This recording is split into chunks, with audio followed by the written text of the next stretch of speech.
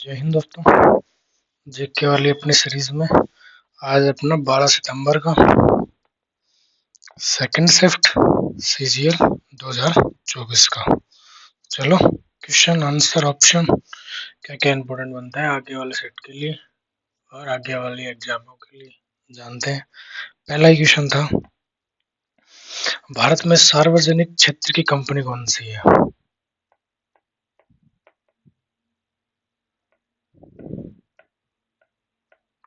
सार्वजनिक क्षेत्र की कंपनी मतलब गवर्नमेंट कंपनी मान लो यार, ऐसे मानो इसको। तो है भारत हैवी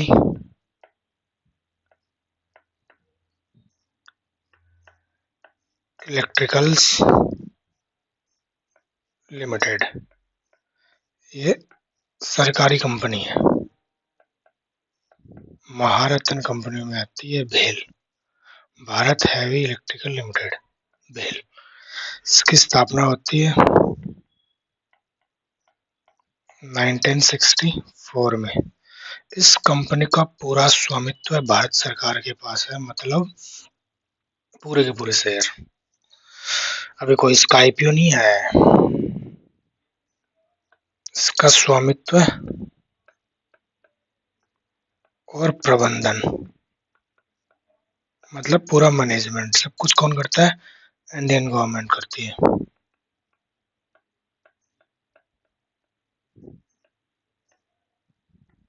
ठीक है, ये कंपनी किस फील्ड में काम करती है? बिजली बनाने, पारेषण मतलब डिस्ट्रीब्यूट करने बिजली को, उद्योगों, परिवहन,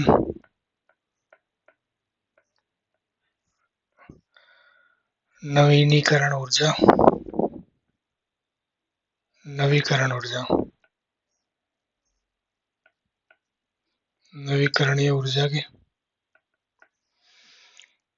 ऑयल, तेल, गैस तथा डिफेंस रक्षा के क्षेत्र में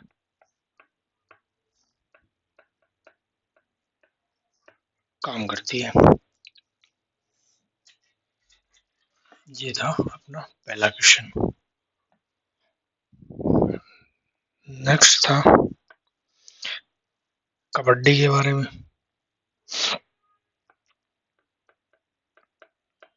कबड्डी, अब कबड्डी में 7 प्लेयर होते हैं, ये पहले आ चुका है। टोटल 12 होते हैं, 5 जो वे स्पेयर में रहते हैं, किसी प्लेयर को चोट वोट लग जाए तो उसकी जगह वो खेलेगा, और 7 खेलते हैं ग्राउंड पर। ठीक है, ये पहले आ चुका है। पर अब क्या आया प्रो कबड्डी लीग। अब यार ये क्या होती है? तो देखो यार, कबड्डी के बारे में तो बहुत से लोगों को नॉलेज नहीं होगा, लेकिन आईपीएल के बारे में सबको नॉलेज है। इंडियन प्रीमियर लीग जो क्रिकेट का होता है, उसके जैसा ही कबड्डी होता है। ठीक है,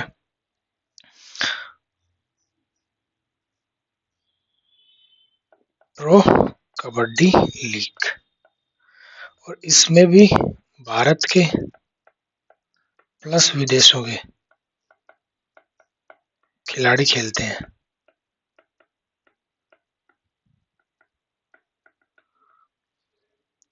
भाग लेते हैं। अब चर्चा हुई आईपीएल की, तो थोड़ा सा इसके बारे में जान लेते हैं। अभी 22 मार्च से स्टार्ट होने वाला है 2025।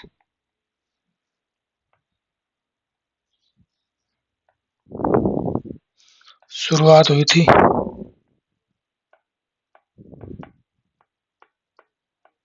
2008 में, और फर्स्ट विनर था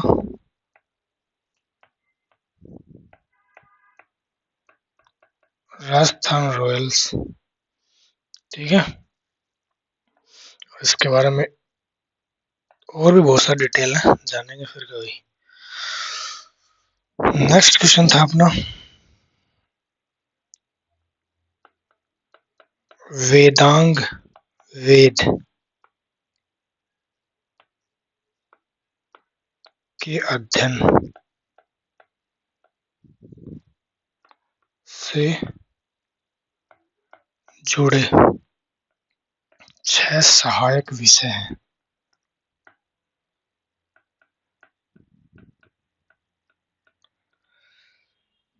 वेद है ना अपने चार वेद है, सामवेद, ऋग्वेद, अथर्ववेद, यजुर्वेद, है ना।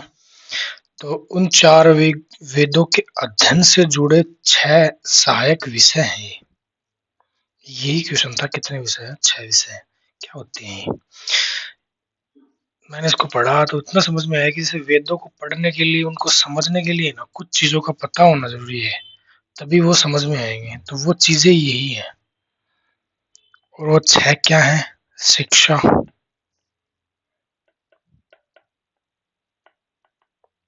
स्वर विज्ञान,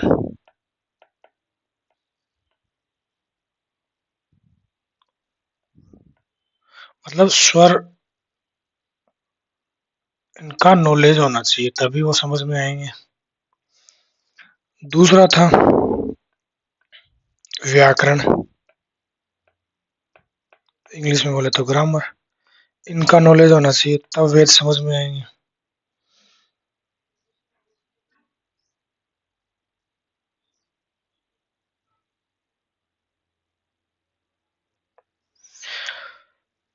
तीसरा था छंद, चौथा था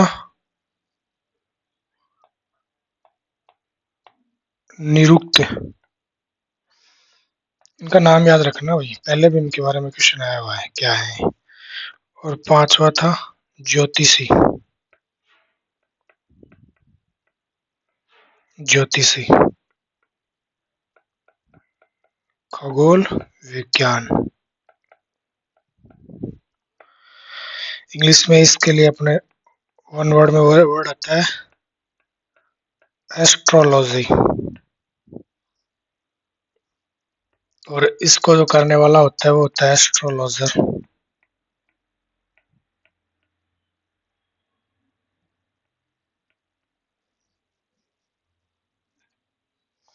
जैसे कोई अपन बोलते हैं ना ज्योतिषी है, वही पंडित है, हाथ देखता है, ग्रह देखता है ना, ऐसे बोलते हैं ना, वो होता है एस्ट्रोलॉजर।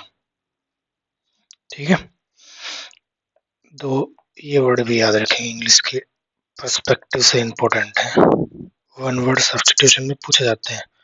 और छठा है कल्प। तो वेदांग वेदों के अध्ययन से जुड़े 6 सहायक विषय हैं। इन 6 के नाम ध्यान में रखेंगे। आगे बढ़ते हैं। फिर आ गया क्वेश्चन 5 ईयर प्लान।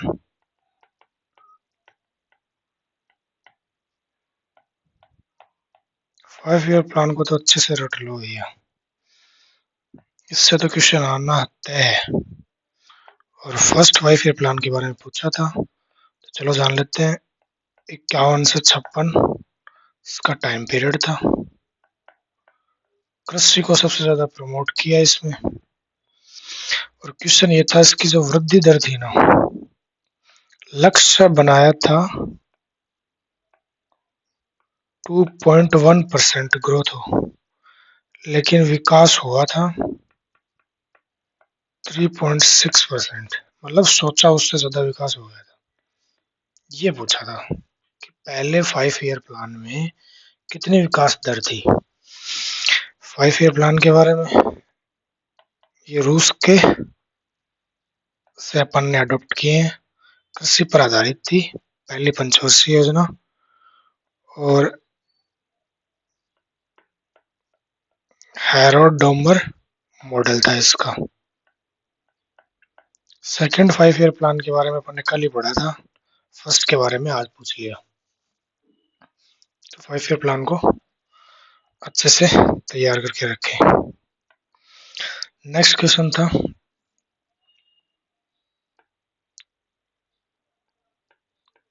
अप्रत्यक्ष संचरण के 5 F। अब पढ़ा तब तो ये मुझे भी समझ में नहीं आया जब मैं सेट करने बैठा। बाद में इसके बारे में डिटेल में पढ़ा, इसका सॉल्यूशन पढ़ा, तब जाके बात समझ में आई कि ये क्या बोल रहा है। अप्रत्यक्ष इनडायरेक्टली, मतलब इनडायरेक्टली किस किस तरीके से अपन बीमार हो सकते हैं, ऐसे समझो इसको अपनी भाषा में। तो इसके जो 5 एफ थे उनका मतलब था, पहला था मक्खियां,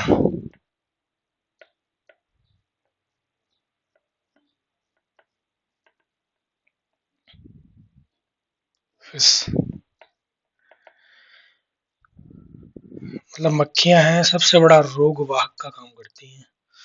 कहीं नालियों में गंद दूषित खाने पर बैठ गई, फिर अपने स्वच्छ खाने पर बैठ गई और उसके थ्रू अपने अंदर चली गई। दूसरा है अंगुलियां अपनी, फिंगर्स। अब ये भी कैसे रोग वाहक का काम करती है बताने की जरूरत नहीं है। फोमाइट्स, तीसरा है फोमाइट्स। ये जैसे निर्जीव वस्तुएं हैं, किसी मान लो बीमारी बीमारी आदमी ने बोतल को छू लिया, अपन ने भी उसको छू लिया, अपन भी बीमार हो सकते हैं। किसी ने गेट को छू लिया, कुछ ऐसी चीजों को छू लिया जहाँ पे हॉस्पिटल गए, वहाँ पे कोई मान लो स्किन का पेशेंट है, उसने जहाँ जहाँ टच कर रखा है अपने बेड पे, बेडशीट पे, इन पे इनको अपन ने टच कर लिया, तो हो सकता है कि वो प्रॉब्लम अपन को भी हो जाए, है ना। तो फोमाइट्स है कि कोई ऐसी जगह छू के अपन उस रोग को अपने अंदर ले आते हैं और रोग वाहक का काम कर जाता है। चौथा था भोजन, फूड, चौथा एफ, खाने के थ्रू तो अपन ले जाते हैं। और पांचवा एफ था फ्लड, तरल पदार्थ। तो इन पांचों चीजों के माध्यम से अपन अपने अंदर ऐसी गलत चीजें ले जाते हैं जो रोग वाहक का काम करती हैं। ये क्वेश्चन पूछा गया था साइंस का, बायोलॉजी वाले सेक्शन में। चलो नेक्स्ट था अपना, इम्पोर्टेंट है भैया, राज्य विधान सभा।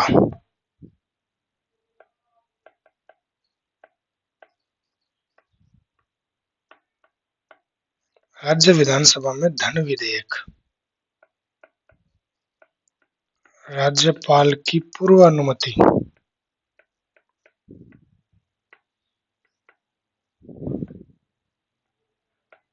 पूर्व अनुमति से पेश किया जाता है।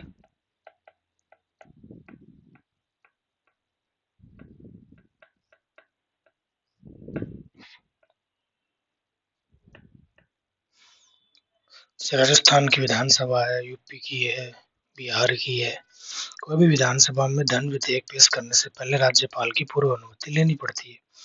और जो राज्यपाल होता है वो राज्य का प्रमुख होता है भैया।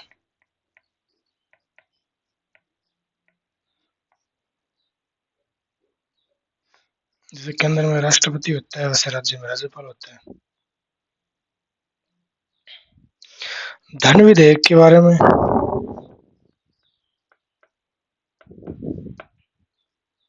क्या होता है धन विधेयक, थोड़ा सा इसके बारे में जानते हैं।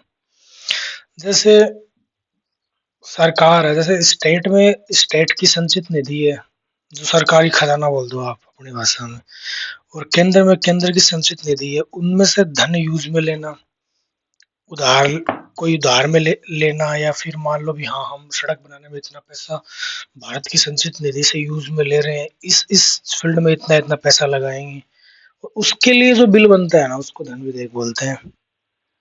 ठीक है। और धन विधेयक संविधान के अनुच्छेद 110 में है। और सरकार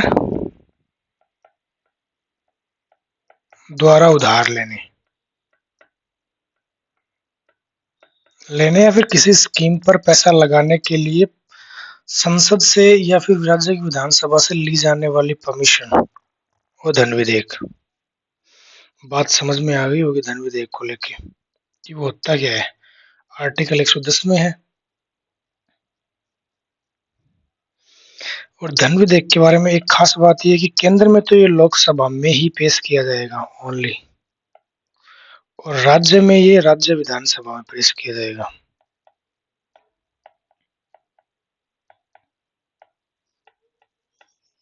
सभा में पेश किया जाएगा। केंद्र में लोकसभा में, राज्य में राज्य विधानसभा में। किसी राज्य में अगर विधान परिषद भी है, जैसे यूपी में है, तो विधान परिषद में धन विधेयक पेश नहीं किया जाएगा, और राज्यसभा में भी धन विधेयक पेश नहीं किया जाएगा, ओनली फॉर लोकसभा में। सीधी सीधी बात है यार, इसको ऐसे समझो कि जो पार्टी सत्ता में बैठी है, लोकसभा में ज्यादा पावरफुल है, तो कितना पैसा कहाँ लगाना है, कहाँ यूज करना है, वही डिसाइड करेगी ना। जो ओपोजिशन में बैठी है वो क्यों डिसाइड कर पाएगी। और राज्यसभा के जो सदस्य है वो क्यों डिसाइड करेगा कि भी हाँ हमको 10 लाख करोड़ रुपए चाहिए सड़क बनाने के लिए, वो डिसाइड नहीं कर सकते ये बात। ये लोकसभा के जो पार्टी बहुमत पाके बैठी है, सत्ता में है, वही डिसाइड करेगी इस चीज को। इसलिए धन विधेयक है तो वही लेके आएगी ना। लॉजिकली देखो, और कुछ नहीं है इसमें। कॉमन सेंस से भी इस बात को कनेक्ट कर सकते हो आप। और जो राज्यसभा है यहाँ पर, सॉरी हाँ राज्यसभा है, और यहाँ पर विधान परिषद है, ये सिर्फ है ना सिफारिश कर सकती है इस बिल की। विधान परिषद केंद्र में राज्यसभा और राज्य में विधान परिषद, इस पर कोई टिप्पणी नहीं कर सकती, कोई वो नहीं दे सकती। और इस इनकी सिफारिश को, राज्यसभा की सिफारिश को लोकसभा स्वीकार करे या ना करे उसकी मर्जी है। विधान परिषद की सिफारिश को विधानसभा स्वीकार करे ना या ना करे उसकी मर्जी है। धन विधेयक को रिलेटेड ये बात आपको समझ में आ गई होगी। चलो आगे बढ़ते हैं। इसके ऑप्शन में एक था CAG, AG 3-4 सेट में इनके बारे में क्वेश्चन आ चुका है। फुल फॉर्म है comptroller and auditor general.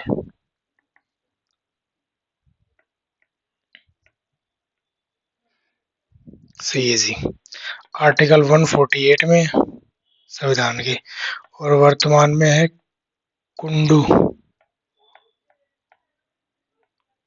Sanjay मूर्ति। ये भारत के CAG हैं, comptroller and auditor general.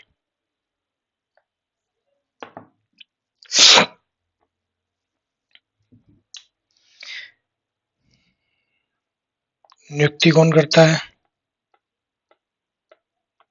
President of India.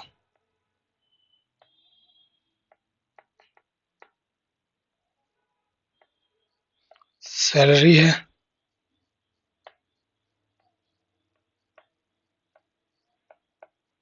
2,50,000 रुपए।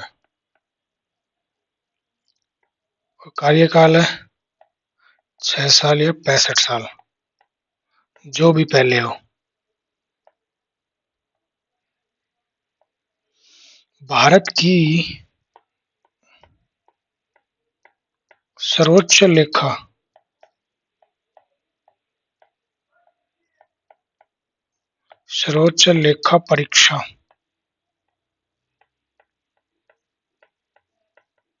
परीक्षा संस्था है, उसका हेड होता है कौन? CAG। और सरल भाषा में इस बात को ऐसे समझें कि CAG जो होता है ना, वो भारत सरकार का प्लस राज्य सरकार जो है ना, उनकी सभी जो प्राप्तियां हैं,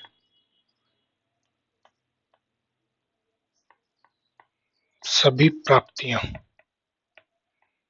मतलब भारत सरकार, केंद्र सरकार, राज्य सरकार कितना धन कहाँ से प्राप्त करेंगी, कितना खर्चा कहाँ करेंगी, इन सब का लेखा जोखा करने का अधिकार है इनके अकाउंट को जांचने का, निरीक्षण करने का अधिकार किसके पास है? सीएजी के पास है, कंप्ट्रोलर एंड ऑडिटर जनरल।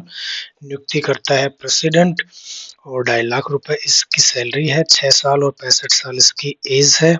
अनुच्छेद 148 के तहत संविधान में इसकी नियुक्ति राष्ट्रपति करते हैं।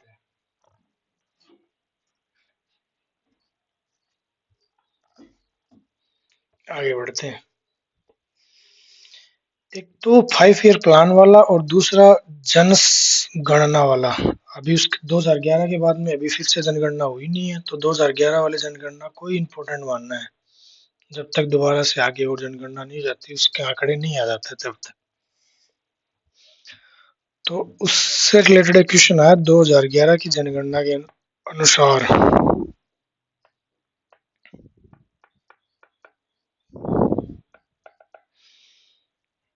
पुरुष साक्षरता दर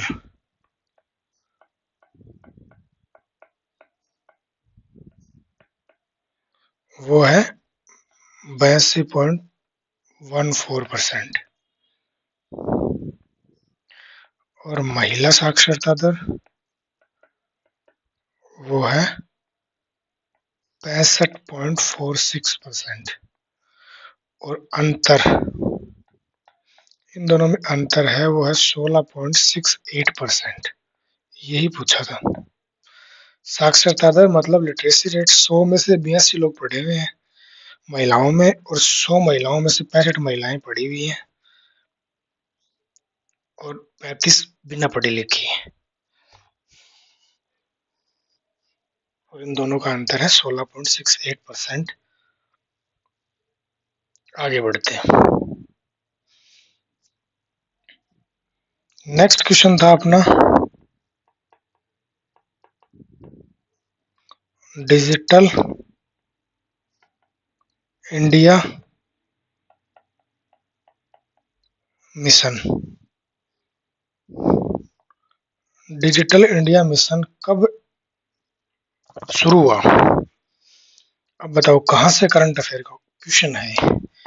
बोलते हैं एसएससी ने करंट अफेयर में से क्वेश्चन पूछा था। कौन बोले करंट अफेयर का क्वेश्चन है?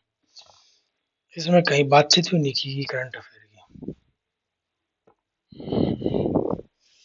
तो डिजिटल इंडिया मिशन शुरू हुआ था 1 जुलाई 2015 से। मोदी जी आते ही 2014 में तो शुरू किया था 15 अगस्त को जन धन योजना, जिसके बारे में कल पढ़ा था। और आज है 1 जुलाई 2015 को शुरू किया डिजिटल इंडिया मिशन। ये क्वेश्चन था, बताओ कौन बोले करंट अफेयर का था? ठीक है भैया, पूछा तो क्या करें, चलो जानते हैं क्या उद्देश्य था इसका। ऑनलाइन या डिजिटल बुनियादी ढांचा तैयार करना, उसमें सुधार करना, छोटे बड़े गांव, शहर, कस्बों, गरीबी इलाकों में इंटरनेट की कनेक्टिविटी बढ़ाना, टेक्नोलॉजी का डिजिटलाइजेशन करना, नागरिकों को सरकारी से जो सेवाएं हैं वो डिजिटल रूप से प्राप्त करना।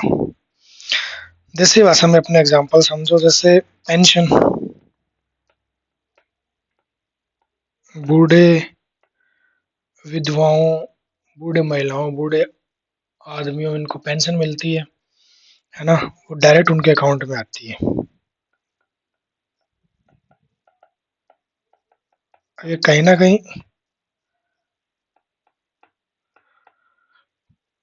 जो डिजिटल इंडिया मिशन का ही तो परिणाम है ना। हाई स्पीड इंटरनेट कनेक्टिविटी बनी है हर जगह, ये भी डिजिटल इंडिया मिशन का ही परिणाम है। जियो आया 2016 में, वो भी डिजिटल इंडिया मिशन का ही परिणाम है। कॉल ये सब फ्री हो गए, वीडियो कॉल, वॉइस कॉल, बहुत बहुत सारे गवर्नमेंट के पोर्टल हैं, नगर पालिका, ग्राम पंचायत, इन सब के लगभग सारे काम ऑनलाइन होने लग गए। ई मित्र का क्रेज डिजिटल इंडिया मिशन के बाद में ही आया है। इस प्रकार से इस बात को समझें कि क्यों आया, क्या था, कब लागू हुआ। बाकी ये तो कोई नहीं पूछेगा कि इससे क्या होता है, पेंशन मिलती है नहीं मिलती है, अकाउंट में आती है नहीं आती है, ऑनलाइन हुआ, डिजिटल हुआ, ई मित्र प्रमोट हुआ, है ना, ये तो कोई नहीं पूछेगा। लेकिन मेन ये था कि डिजिटल इंडिया मिशन 1 जुलाई 2015 को आया। नेक्स्ट था टेनिस प्लेयर। टेनिस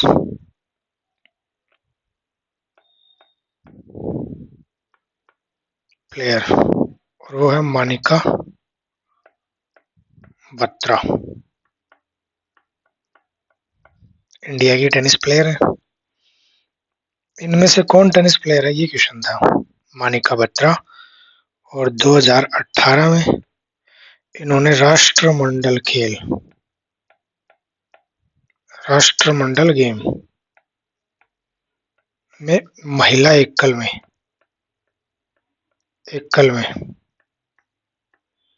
गोल्ड जीता। और टीम स्पर्धा में भी गोल्ड जितवाने में इनका बहुत बड़ा योगदान है।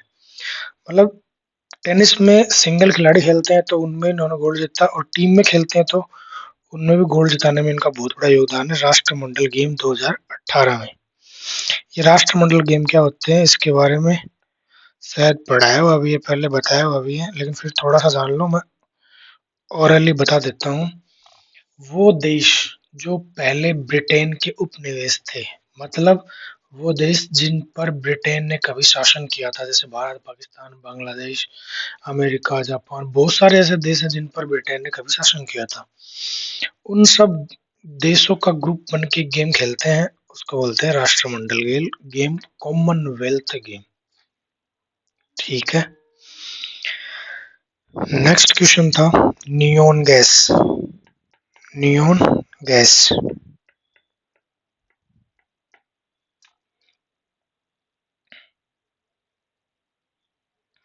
इनमें से विद्युत प्रभावित करते हैं, अपन विद्युत धारा प्रभावित करते हैं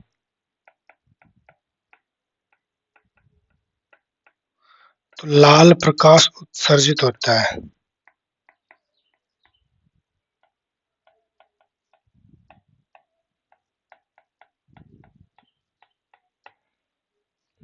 ठीक है। देखो यार, आपने कभी देखा होगा, आजकल तो एलईडी लाइटें आ गई। पहले के आप 3-4 साल पहले चले जाओ, तब सड़कों पर, डिवाइडरों पर स्ट्रीट लाइटें लगी होती हैं, रात को जलती हैं, तो वो रेड रेड कलर का प्रकाश देती थी, लाल ऑरेंज कलर का सा प्रकाश उनकी लाइट पड़ती थी। उन्हीं के बारे में, उन लाइटों में नियॉन गैस डलती थी, जिससे उनमें लाल प्रकाश होता था। किस लाइट की बात कर रहा हूँ, आजकल ये बंद होगी, आजकल एलईडी का जमाना, एलईडी चलती है। नेक्स्ट था अपना चंद्र बरदाई।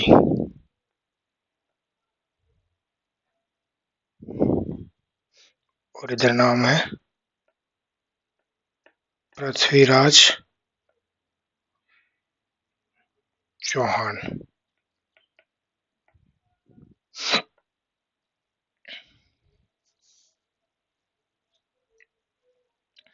चंद्र बरदाई पृथ्वीराज चौहान के दरबारी कवि थे, और इनके मित्र भी थे, फ्रेंड थे। कौन? चंद्र बरदाई किसके? पृथ्वीराज चौहान के। इनकी एक प्रसिद्ध, मतलब किताब मान लो या कोई कृति मान लो, साहित्य मान लो, और उसका नाम था पृथ्वी राज रासो। पृथ्वीराज रासो इनकी कृति है, किसकी? चंद्र बरदाई की। कौन थे? कवि थे, और पृथ्वीराज चौहान के मित्र थे, और उनके दरबार में दरबारी कवि थे। इनकी कृति है पृथ्वीराज रासो। यही क्वेश्चन था बस। इसमें लिखा हुआ है पृथ्वीराज चौहान, पृथ्वीराज चौहान, पीआरसी लिख रहा हूं मैं, चौहान। इनकी प्रेम कहानी, प्लस इनकी वीरता पूर्व जितने कार्य किए ना, इनके बारे में लिखा गया है। किसमें? पृथ्वीराज रासो में। आपने मूवी देखी होगी अक्षय कुमार की पृथ्वीराज चौहान, उसमें लगभग इसी के बारे में बताया गया है। और वो जो उसमें सोनू सूद का जो रोल कर रहे हैं ना, वो है ये कौन? चंद्र बरदाई। और पृथ्वीराज का जो अक्षय कुमार रोल कर रहे हैं वो है। और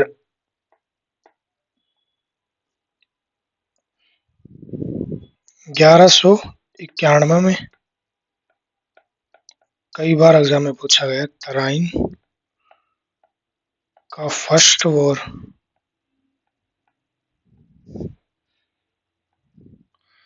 और ये हुआ था पृथ्वीराज चौहान वर्सेस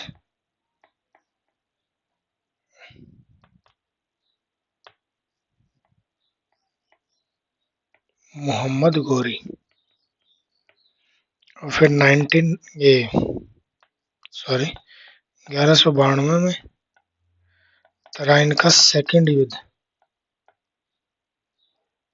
ये पृथ्वीराज चौहान वर्सेस मोहम्मद गोरी के बीच में हुआ था। इसमें पृथ्वीराज चौहान जीते थे पहले में, ये हार गया था, फिर पृथ्वीराज चौहान ने इनको इसको छोड़ दिया था।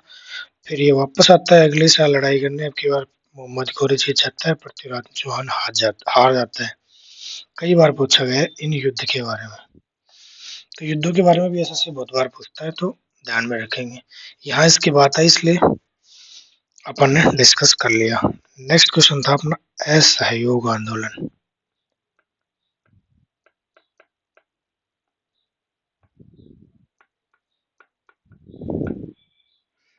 कल की क्लास में ही शायद अपन ने इसके बारे में बात किया था।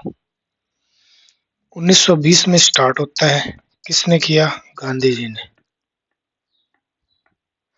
बहुत बार सुना होगा यार असहयोग आंदोलन, असहयोग आंदोलन क्या है? तो अहिंसक तरीके से, मतलब बिना लड़ाई झगड़े ब्रिटिश शासन का विरोध करना। आंदोलन का मतलब यह है किसी पर्टिकुलर चीज का विरोध करना। तो ब्रिटिश शासन का विरोध करना अहिंसक तरीके से बिना लड़ाई झगड़े की। आपको पता है अहिंसावादी थे गांधी जी।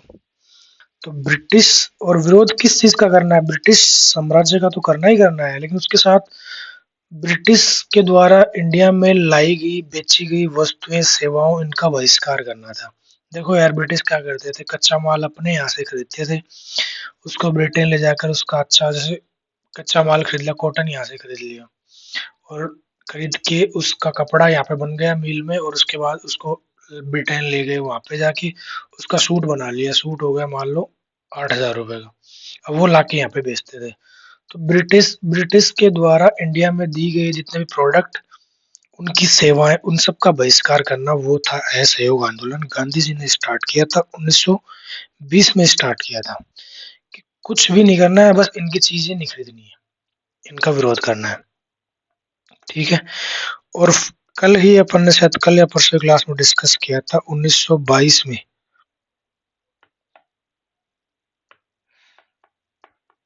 फरवरी 1922 में जब चोरा चोरी कांड हुआ, चोरा चोरी घटना हुई, इसके बाद में इस आंदोलन को वापस ले लिया। चोरा चोरी घटना फरवरी 1922 को होती है। 2 साल तक ये आंदोलन चला, 20 से 22 तक। और इस चोरा चोरी घटना में मैंने बताया था गोरखपुर यूपी में हुआ, और एक पुलिस चौकी को उड़ा दिया गया। बहुत सारे अंग्रेज पुलिस अधिकारी और भारत के क्रांतिकारी मारे गए थे इसमें।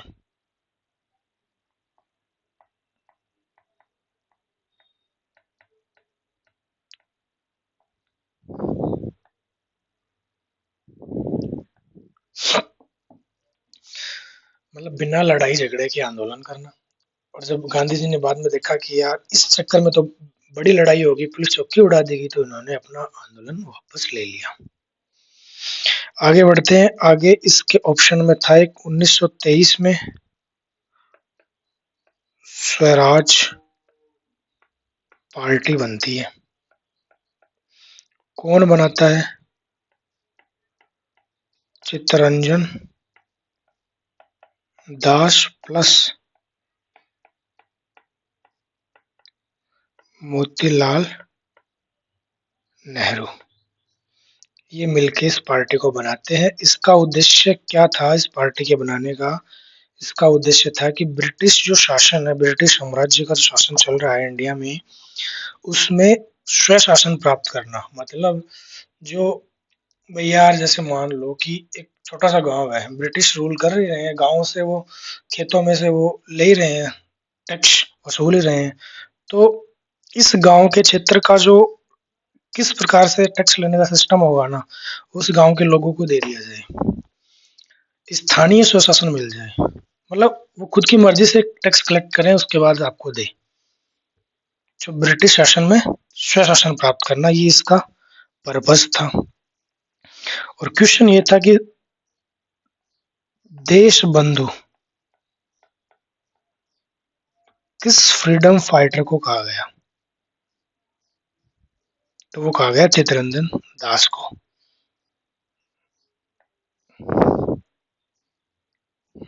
इसके बाद एक क्वेश्चन आता है अपना फंडामेंटल फंडामेंटल राइट का। कल ही अपन ने पढ़ा था, पार्ट 4A में।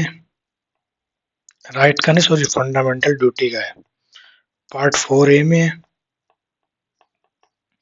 रशिया के संविधान से अपन ने लिए थे 10 fundamental duty, 42 constitutional amendment act 1976 में जोड़े गए थे। 11वां fundamental duty 86 constitutional amendment act 2002 में जोड़ा गया था। अनुच्छेद 51A में है। 11 टोटल मौलिक कर्तव्य हैं। 3-4 बातें हैं, ध्यान में रखेंगे। नेक्स्ट क्वेश्चन था कालिदास सम्मान।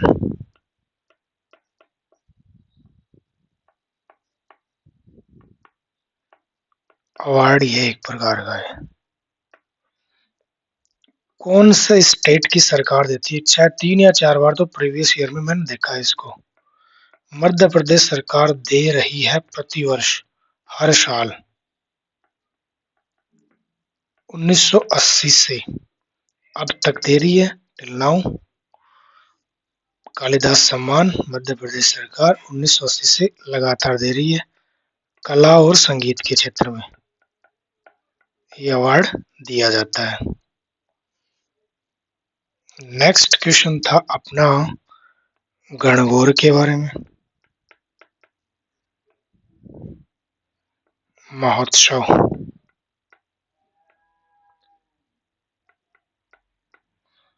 पुष्कर मेला,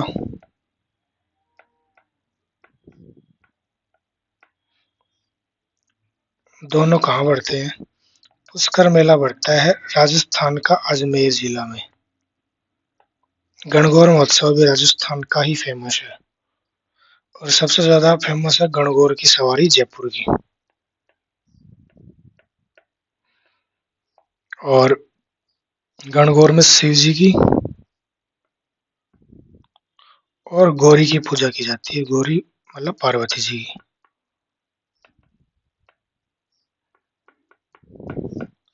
इनकी पूजा की जाती है।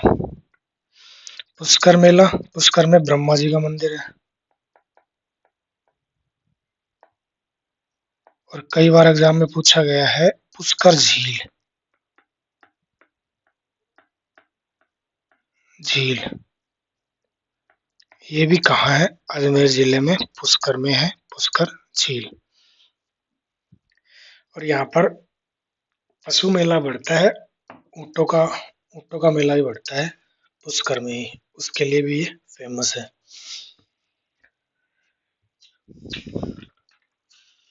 एक क्वेश्चन इसी में और था, उर्स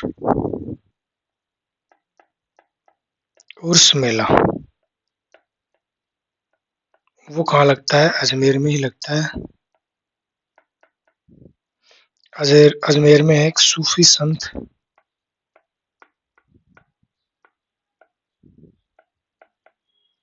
ख्वाजा मोइनुद्दीन ख्वाजा मोइनुद्दीन चिश्ती, इनकी दरगाह है वहां पर एक।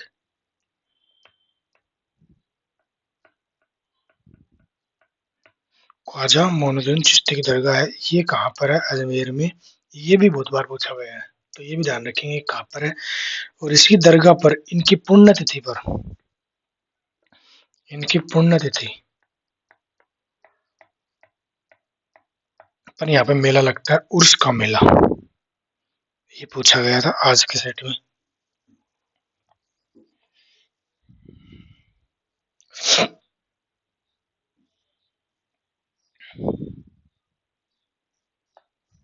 ध्यान में रखेंगे। आगे बढ़ते हैं।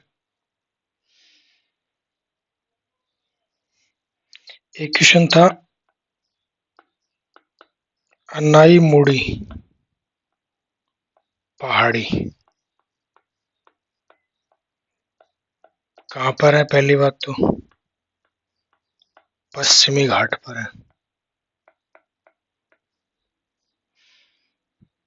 और ये पहाड़ियां किसके अंदर स्थित है? एराविकुलम।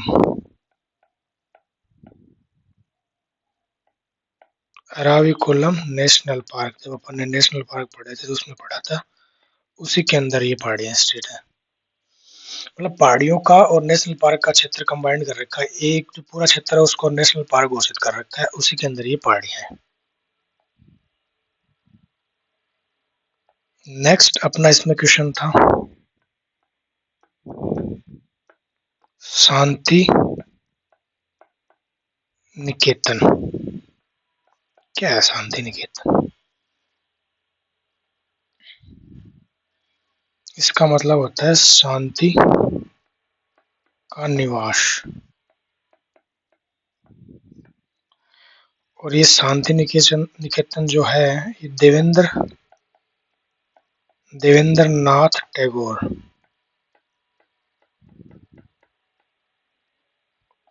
और ये जो कौन है? ये रविंद्रनाथ टैगोर के पिता है। रविंद्रनाथ टैगोर है इनके पिता है, देवेंद्र नाथ टैगोर। इनका आश्रम था ये।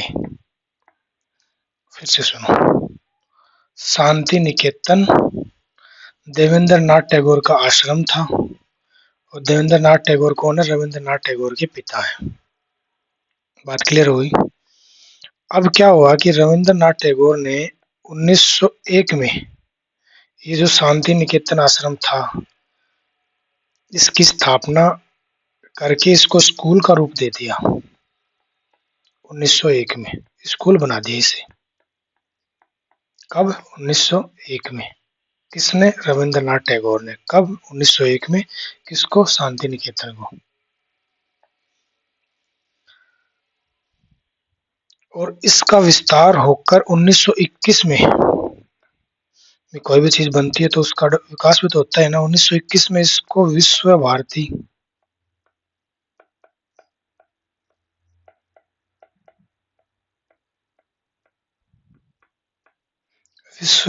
विश्वविद्यालय बना दिया गया। मतलब यूनिवर्सिटी में कन्वर्ट कर दिया गया इसको 1901 में। किसको? शांति निकेतन को। और अब ये सांस्कृतिक, कलात्मक, शैक्षिक गतिविधियों का केंद्र बन गया है।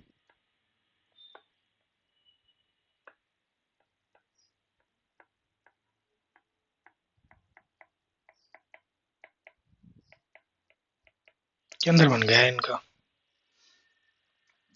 और जो रविंद्र नाथ टैगोर थे, RNT में रविंद्रनाथ टैगोर को लिख रहा हूँ, इनके बारे में थोड़ा सा जान लेते हैं। कवि थे, लेखक थे, संगीतकार भी थे, और दार्शनिक फिलोसोफर भी थे।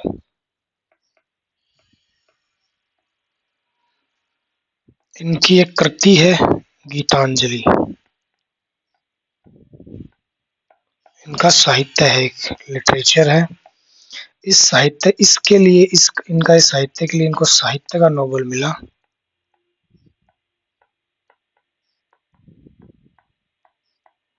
1913 में, सॉरी 1913 में। और साहित्य का नोबेल पाने वाले पहले गैर यूरोपीय थे, या फर्स्ट एशियन मान लो, या पहले गैर यूरोपियन मान लो, फर्स्ट एशियन। कौन? रविंद्रनाथ टैगोर। किसके लिए? गीतांजलि के लिए साहित्य का नोबेल मिला इनको। कब? 1913 में। इन्हें बंगाल का कवि भी कहा जाता है। आया क्वेश्चन समझ में? नेक्स्ट क्वेश्चन था मृणालिनी, मृणालिनी साराभाई। जन्म हुआ था 1918 में और मृत्यु हुई थी 2016 में। प्रसिद्ध भारतीय नृत्यांगना, कोरियोग्राफर और मतलब प्रशिक्षक थी। नृत्यांगना,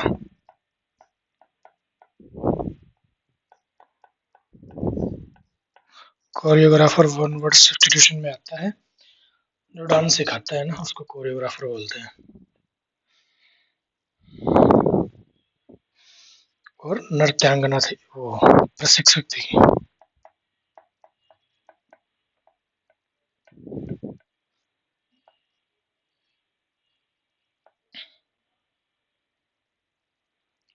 इन्होंने, किसने? मृणालिनी साराभाई ने भरतनाट्यम प्लस कथकली में अपना महत्वपूर्ण योगदान दिया। कथकली कहाँ का है? केरल का। भरतनाट्यम कहाँ का है? तमिलनाडु का।